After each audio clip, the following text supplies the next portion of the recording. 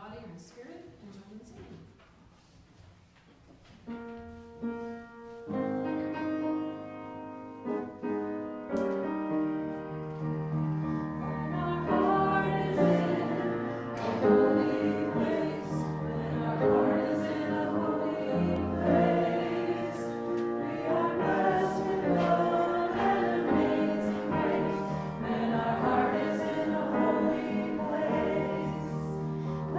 Trust the wisdom in each of us, every color, every creed and heart, and we see our faces in each other's eyes, and our heart is in a holy place. When our heart is in a holy place, when our heart is in a holy place, we are blessed with love and amazing grace. When our heart is in a holy place, and we tell our story from deep inside, and we listen with a loving mind, and we hear our voices in each other's words. When our heart is in a holy place, when our heart is in a holy place, when our heart is in a holy place, we are blessed with love and amazing grace. When our heart is in a holy place, and we share the silence of sacred space, and the God of our hearts stirs within, and we feel the power of each other's faith. And our heart is in a holy place. When our heart is in a holy place. When our heart is in a holy place. We are blessed with love and amazing grace. When our heart is in a holy place. When our heart is in a holy place.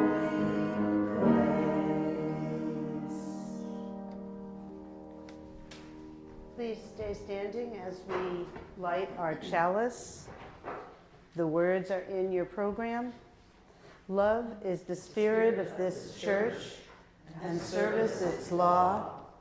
This is our great covenant, to dwell together in peace, to seek the truth in freedom, to speak the truth in love, and to help one another. Please feel free to sit down.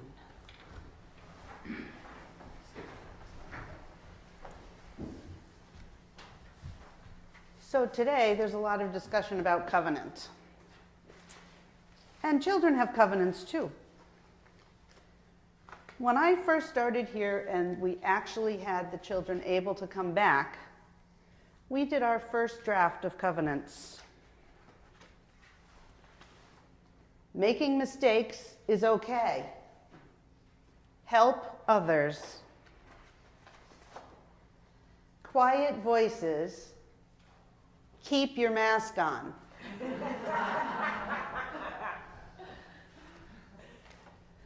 All persons matter. And these are the kids' words. Respect others the way you want to be treated. Be kind.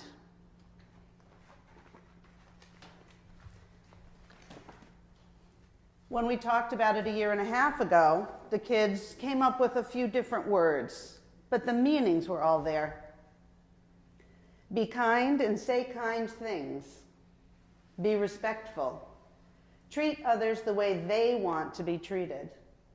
Listen to others and let them finish. Take turns. Be nice and be safe. Keep your body under control. Learn and have fun. And my favorite, help people when they're struggling. All out of the mouths of babes. So as the discussion of covenant continues, I hope you can remember some of these words and some of the words you want to use and how they make you feel. And now I'm not going to sing and take the kids out. I'm going to go sit in the back and listen for a little.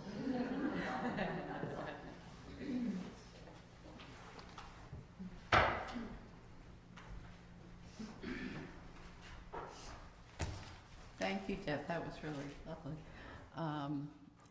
Our reading this morning, which you will find in your order of service, the Unitarian Universalist Principles. And I will read them, and you're welcome to join along if you wish.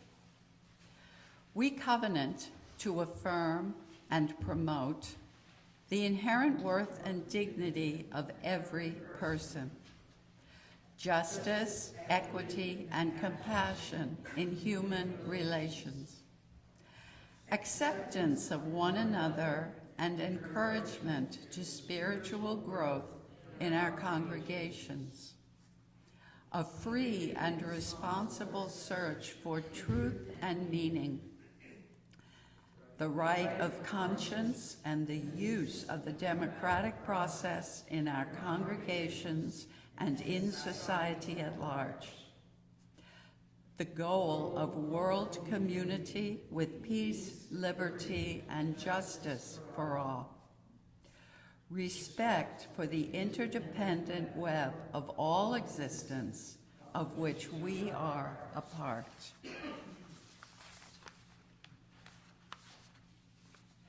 And now we're going to have a musical reflection.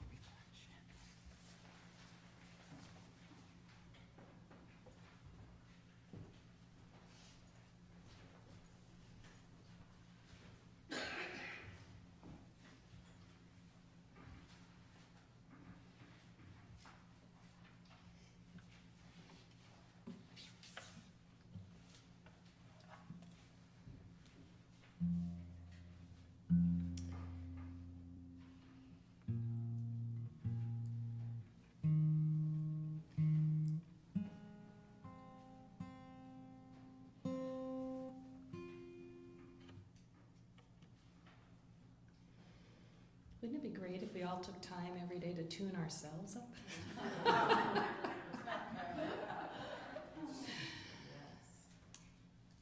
I wrote this song, this chant, as part of a chant workshop, and it follows the same meta principle of our opening song of first person, second person, and then first person plural. And I am an agnostic person, and the word spirit is something I'm always in process with. So, but what I offer you in this song, Spirit Connection, is for you to make room for the idea of connection,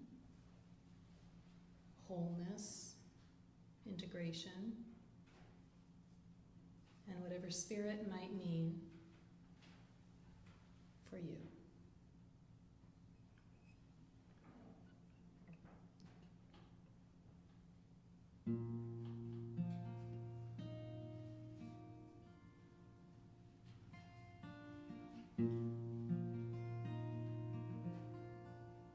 It is just the right time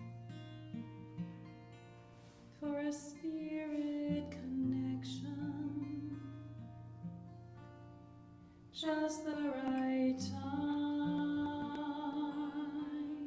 to feel the whole. I am a part of the spirit connection.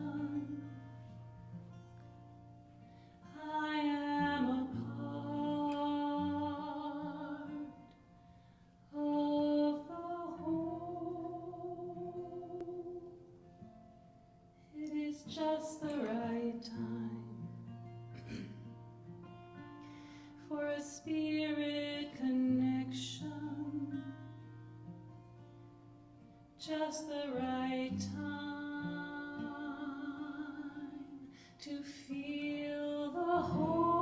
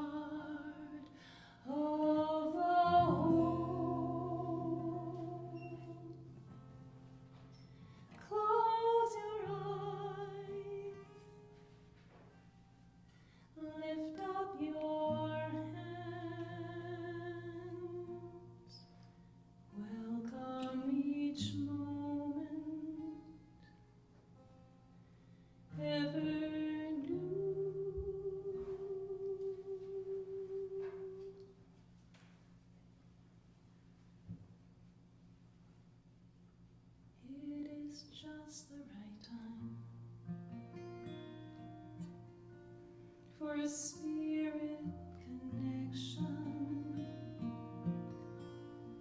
just the right time to feel the whole.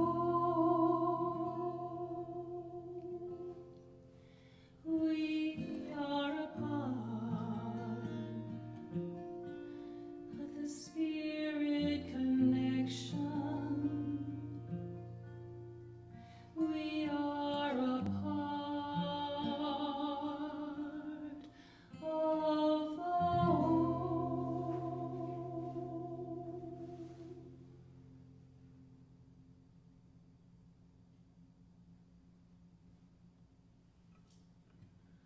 It is just the right time, just the right time.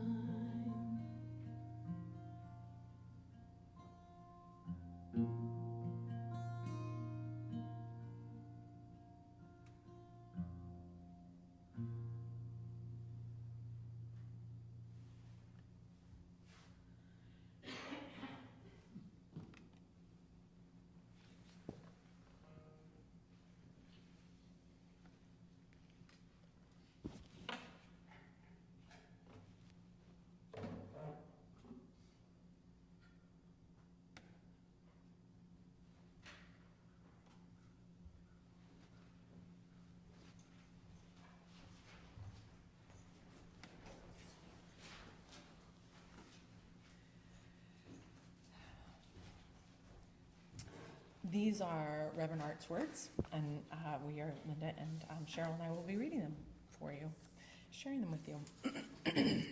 Oh no, the women are at it again. They're always getting their roses out of joint. Noses out of joint, that's hilarious. Their noses out of joint and trying to change something these days. Why don't they just leave well enough alone? This was the attitude of some of the less enlightened and more misogynistic ministers at our Unitarian Universalist General Assembly in 1981. The Women and Religion Committee had just put forth a proposal to change the list of UU principles that were then being used. Sometimes in our churches, in our society, and in life, we get stuck in our ways of doing things. We always want to leave well enough alone. But I suggest that well enough is often not good enough.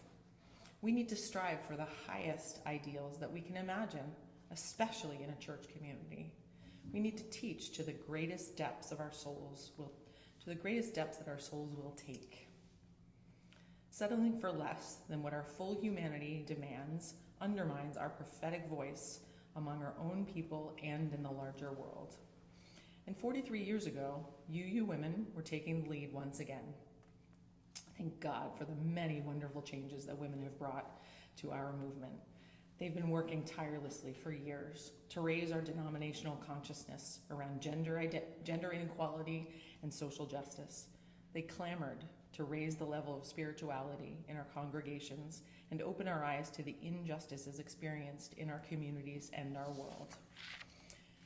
And the principles were an issue that were close to their hearts because they wanted this statement, which defines who we are as Unitarian Universalists, to be rich in meaning, truthful about our identity, and compelling to anyone who might be interested in being part of one of our congregations. And as we can see today, they were successful in that endeavor. We may not know the principles by heart, but most UUs are proud to claim them. In addition, in the last few dozen years, the principles have drawn many people into the doors of our churches, fellowships, and meeting houses. As we know, most churches in the Western world are organized around creeds, not a set of principles. I bet that many of us who grew up Catholic or Christian can still recite the Apostles' Creed by heart, myself included, or at least many major parts of it. Those things get imprinted in our brains. A creed defines the boundaries of a closed system. It's an oath you take to belong. It often begins with the words, "I believe," and follows with a list of theological statements that someone had to agree in order to claim membership in a given church. Our principles, on the other hand, are written as a covenant, a sacred promise to our commitment. Covenant, whether spoken or implied, is the basis of all relationships with the individual and his or her God, or highest ideals between individuals, with the individual and the community, and among different communities. Covenants knit the fabric of society together and define how we're going to be in relation with each other. Covenants are based on love and commitment, not laws. Marriage vows are the most common form of spoken commitment. In the three Abrahamic religious traditions, Judaism, Christianity, and Islam, all relationships with God and among people are built around covenant. In the Bible and Quran, God makes covenants with Adam and Eve, Noah, Abraham, Moses, Jesus, and Muhammad. In each of the covenants, God promises certain gifts, powers, and protection, and/or authorities to those who enter into the covenant. Those who make the covenant are also bound to act according to the covenant's provisions. A covenant is, in a sense, both the glue that binds a community together and the force that compels them into action. The blessings of abiding by the covenant are both individual and communal. Our earliest Pilgrim and Puritan ancestors often struggled between these two ways of social organization. They were Christian and followed a creed somewhat, yet they also believed strongly in the power and blessing of covenants. In reading the New Testament, they saw the early Christian communities that emerged after Jesus' death were more formed around the principles of covenantal relations with each other than they were around creeds. When the Pilgrims first dropped anchor in Provincetown Harbor, they wrote a covenant, the Mayflower Pact, before they ever set foot on land. It was the same when the Puritans arrived in Boston 10 years later. In many of these New England communities, people gathered to write their covenants even before they were building meeting houses or starting formal Sunday worship.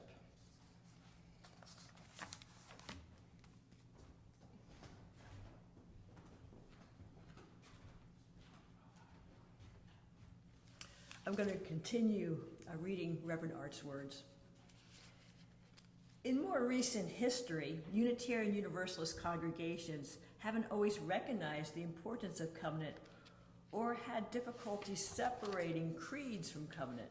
But many of us now think that a covenant, along with a strong vision and mission, are crucial documents that call a congregation together and holds people in a sacred bond with each other.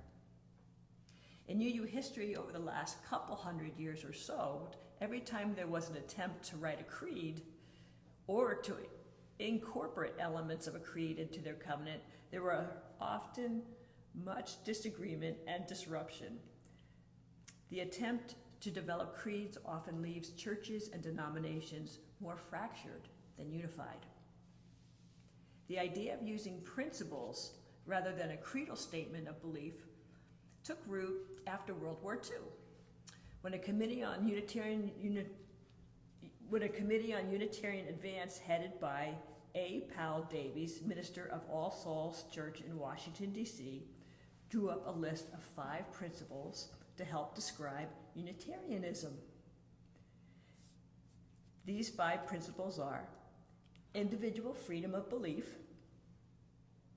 discipleship to advance the truth, the demic process in all human relations, universal brotherhood undivided by nation, race, or creed, allegiance to the cause of a united world community.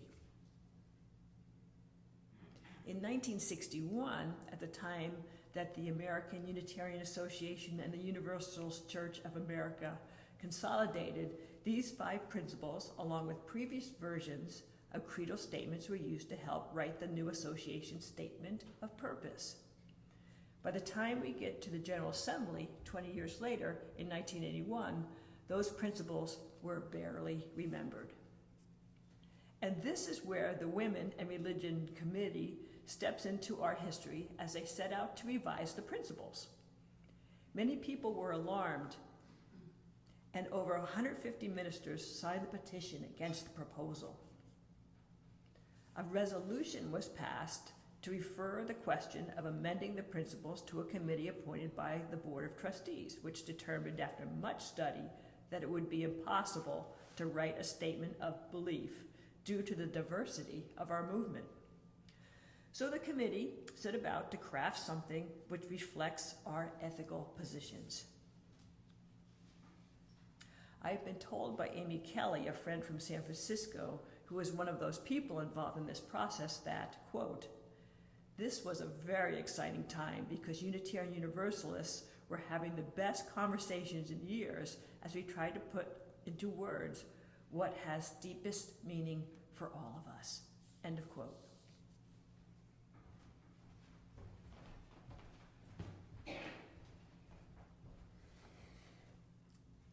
Thanks, Linda. Thanks, Elizabeth. The part of Art Lavoie is played by Elizabeth, Linda, and myself. So I'll pick up where Linda left off. So that we all didn't have to do, so one of us didn't have to do one enormously long, cold reading. We got this morning. So 3 major changes were made before presenting the amendment for the preliminary approval of the 1984 General Assembly, 3 years later. The first was the principles were separated from the sources of our living tradition. This has proved to be a brilliant move, for it allowed different philosophical and theological positions to be acknowledged, without identifying any one of them as necessary component of our faith. It says loudly and clearly that everyone is included here, regardless of belief. Another important change was the revision of the historic order in which the principles appeared. The way that we now recite them, we begin with the individual and move outward in larger and larger circles. Our consciousness expands as we go from the individual to human relationships, to our congregations, to societies, to the world community, and lastly, the web of life. The third change was the language of the covenant was added, making the principles part of the religious commitment that we make to each other when we join this community. We covenant to affirm and promote are the words in which we begin, rather than a statement of belief that might be closed or exclusive. We have a statement of principle that calls us to live our highest human and religious values. I know that these ideas and covenant and principles may be difficult to wrap our heads around. Human beings often want something that's more concrete. Give us a good creed or a set of laws any day. Covenants can be easily broken and can be messy. But life is messy. Relationships are messy at times. And creeds and laws can easily lead to a dogmatic authoritarian system that oppresses those who disagree with those or who are most marginalized among us. Now the time has come that calls us to be open for another change. The UUA bylaws mandate a complete review every so many years. Since the principles, in true UUA fashion, every so many years, that's really what it says.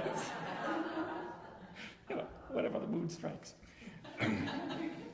Since principles have not changed much since they were written, the delegates of our General Assembly named the Study Commission in 2021 to review the Article 2 of the UUA bylaws and principles. Their report was presented to the GA, General Assembly, last June. Some amendments were suggested there, and the final draft is being presented this June for a vote. The new draft of Article 2 replaces the principles with a list of shared values with love at the center of it all. Art will do a service in 2 weeks on the new draft, and then we will hold a conversation afterward to get our feedback on this change. However, our covenants are written. They challenge us to become our best selves. They call us to right relationship with each other, with the larger community, and with the world in which we live. Our covenants are a living document and teach us that religious life, the religious vision and mission, are never fixed and are always in process, always moving forward, engaging new ideas and new challenges. In this free faith, we look toward the horizon, building on the foundation that our ancestors left us, challenged by current life experiences, and opening our hearts and minds to what our children will bring. May it always be so. Amen and blessed be.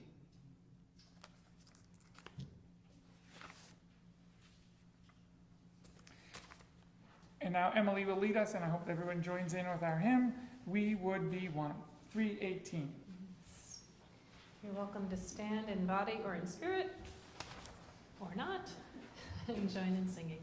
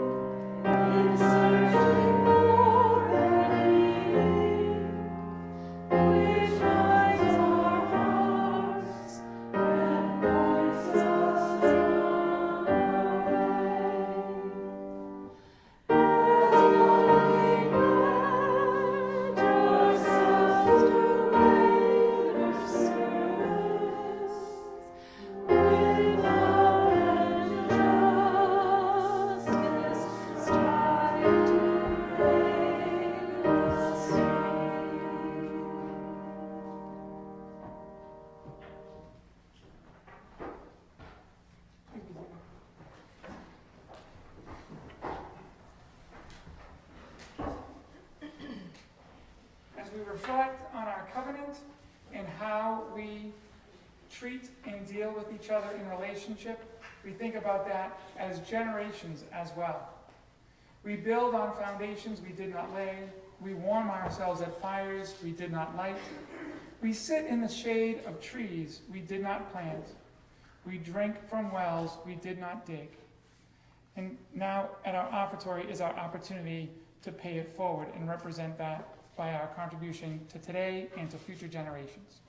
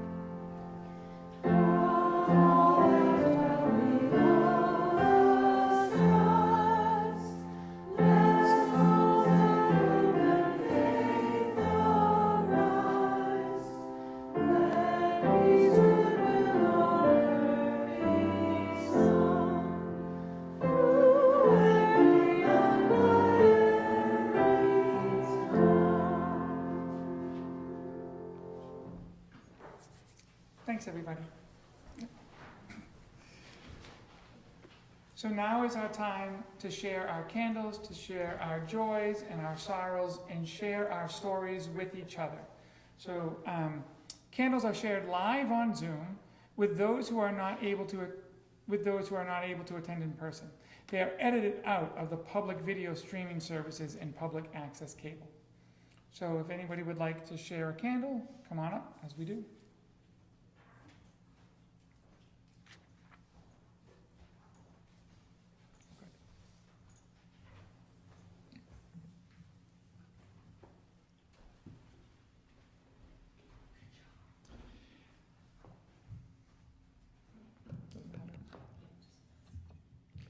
I'm going to light this last candle for all of our joys and sorrows and concerns that are unspoken today.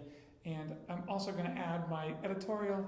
I love this community, and I love when we light these candles and share of ourselves so we can help carry the burden for each other and celebrate all of those wonderful joys. Love to everybody.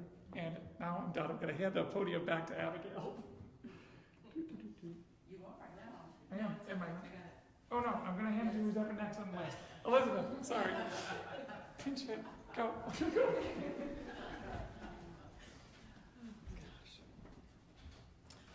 Okay.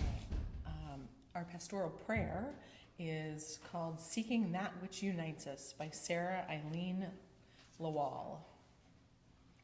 Spirit of life and love. I'm going to put my reading glasses on. Spirit of life and love, in this time of uncertainty, of fear and angst, our nation holds its collective breath. In this time, when rhetoric blusters about and words are used as weapons, our nation clenches its fists, tightens its shoulders, eyes squeeze shut. Some are preparing for a fight. May we remember, we are a people of resilience. We've faced uncertainty before. We have weathered storms. We've been consumed by flames. We have risen like the phoenix from the ashes, and we will again, we the people. May we remember our shared humanity, our universal kinship, our interdependence. As we unclench our fists and breathe again, breathe in loving and breathing out peace. May we recognize the spark of the divine inside all of us, even those we are not quite sure about in this time of uncertainty. We remember the good will go on as we work to move forward together, we the people, seeking that which unites us, with our arms reaching out wide for life, liberty, and the pursuit of happiness. May love prevail. In the name of all that is holy, we pray. Amen. Let's take a few moments for quiet reflection.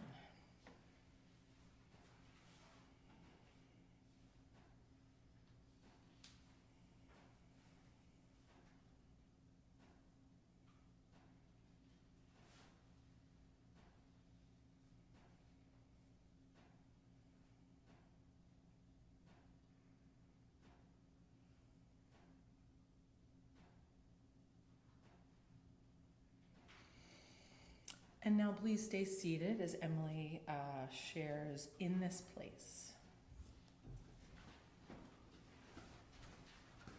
The words are on an insert.